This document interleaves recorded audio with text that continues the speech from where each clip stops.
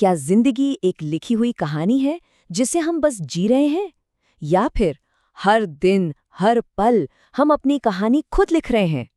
ये सवाल कोई आज का नहीं, सदियों पुराना है, और आज हम इसी की गहराई में उतरेंगे। नियति और कर्म, मतलब किस्मत और मेहनत, है ना? अक्सर जिंदगी इन्हीं दो सिरों के बीच झूलती हुई सी लगती है। तो असली सवाल यही उठता है कि हमारी जिंदगी पर कंट्रोल आखिर है किसका? और यहीं से मन में वो उलझन शुरू होती है। क्योंकि देखिए, अगर सब कुछ पहले से ही लिखा हुआ है, तो फिर किसी भी कोशिश का क्या मतलब? और अगर सब कुछ सिर्फ हमारी मेहनत पर ही निर्भर है, तो फिर लोग किस्मत को क्यों मानते हैं?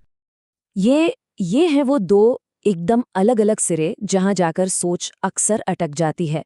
एक तरफ तो लगता है कि अरे भाई, कोशिश करके क्या फायदा, जो लिखा है वही होगा।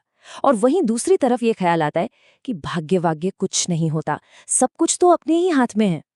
चलिए एक काम करते हैं, इस उलझन को ना एक नए एंगल से देखते हैं।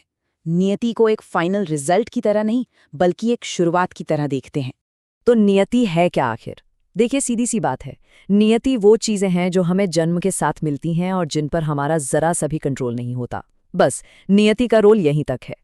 मिसाल के तौर पर, कोई किस परिवार में पैदा हुआ, अमीर घर में या गरीब घर में, किस देश में जन्म लिया, साफ सी बात है, जो अमेरिका में पैदा हुआ है उसके लिए एलन मस्क बनने के चांसेस किसी छोटे गरीब देश में पैदा होने वाले से कहीं ज्यादा होंगे ही।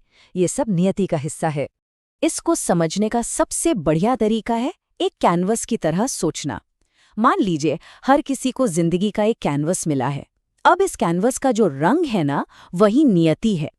किसी किसी को मिलता है एकदम सफेद कैनवस, जिस पर कोई भी रंग चढ़ा दो खिल उठेगा, मतलब बेहतरीन शुरुआत। तो किसी को मिलता है एकदम काला कैनवस, अब इस पर तो सिर्फ सफेद या सुनहरे जैसे एकदम चटक रंग ही दिखेंगे। ठीक है, तो कैनवस तो मिल गया, लेकिन अब इस पर चित्रकारी कौन करेगा?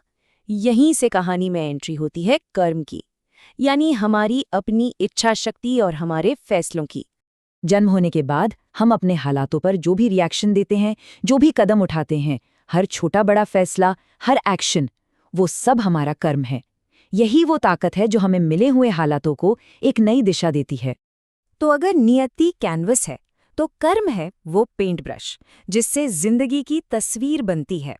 और देखिए, कैनवस कैसा भी मिला हो, एक अच्छा आर्टिस्ट तो उस पर भी कमाल कर ही सकता है ना। तो अब सवाल ये है कि ये दोनों चीजें असल जिंदगी में काम कैसे करती हैं? क्योंकि ये कोई या तो ये या वो वाली लड़ाई नहीं है। दरअसल हर किसी की जिंदगी में नियति और कर्म का एक यूनिक मिक्स होता है। किसी की जिंदगी पर नियति ज्यादा हावी होती है, तो किसी की जिंदगी पूरी तरह से कर्म से चलती है। अब जरा सोचिए एक ऐसी जिंदगी के बारे में जहां 70% नियति है और सिर्फ 30% कर्म। इसको एक तरह से कमजोर पर्सनालिटी माना जाता है। मतलब इंसान कोशिश करने के बजाय सब कुछ किस्मत के भरोसे छोड़ देता है कि जो होगा देखा जाएगा। और अब इसका ठीक उल्टा देखिए, एक मजबूत पर्सनालिटी, यहाँ 70% कर्म है। ऐसे लोग अपनी मेहनत से ना हालातों का रुख ही मोड़ देते हैं। वो 100 में से 70 नंबर तो अपनी मेहनत से ही ले आते हैं। और इतनी मेहनत एक शानदार जिंदगी के लिए काफी है। चलिए इस पूरी थ्योरी को ना एक असल जिंदगी की कहानी से समझते हैं। एक ऐसी कहानी जहां सालों की मेहनत और किस्मत एक झटके में आमने सामने आ गए। एक नेता थे, बरसों से जमीन पर काम कर रहे थे, मेहनत कर रहे थे, उम्र भी 50 के पार हो गई थी, लेकिन वो बड़ा ब्रेक, वो पहचान मिल ही नहीं रही थी। ये था उनका लगातार चलता हुआ कर्म। तो एक तरफ उनकी दशकों की मेहनत चल रही थी, और फिर अचानक भुज में एक जबरदस्त भूकंप आ गया। ये थी नियति, एक ऐसी घटना जिस पर किसी का कोई जोर नहीं था।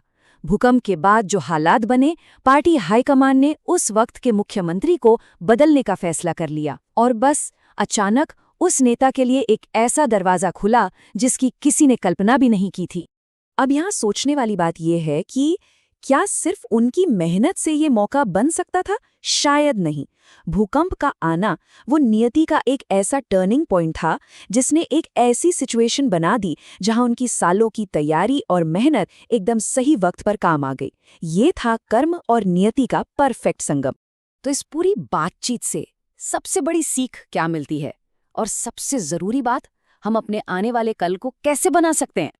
यहाँ सबसे पावरफुल आइडिया ये है कि आज हम जो कर्म कर रहे हैं ना, वही आने वाले 5-6 साल बाद हमारी नियति बन जाएंगे। मतलब आज की मेहनत ही कल की किस्मत लिखेगी। इसको ऐसे समझिए, अगर कोई आज अच्छी आदतें बना रहा है, कोई नई स्किल सीख रहा है, अपनी हेल्थ पर ध्यान दे रहा है, तो ये सब उसके आज के कर्म हैं और यही कर्म उसके भविष्य की नियति बनेंगे।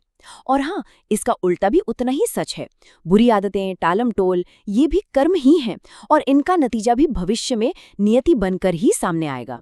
तो असल में हम आज अपने कर्मों से उस कैनवस का रंग तय कर रहे हैं जिस पर हमें कल पेंटिंग करनी है।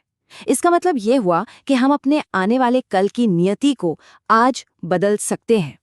तो आखिर में सवाल बस एक ही है जो खुद से पूछना है, आज जो कर्म का पेंट ब्रश हमारे हाथ में है, उससे हम अपने कैनवस पर कौन सी तस्वीर बना रहे हैं।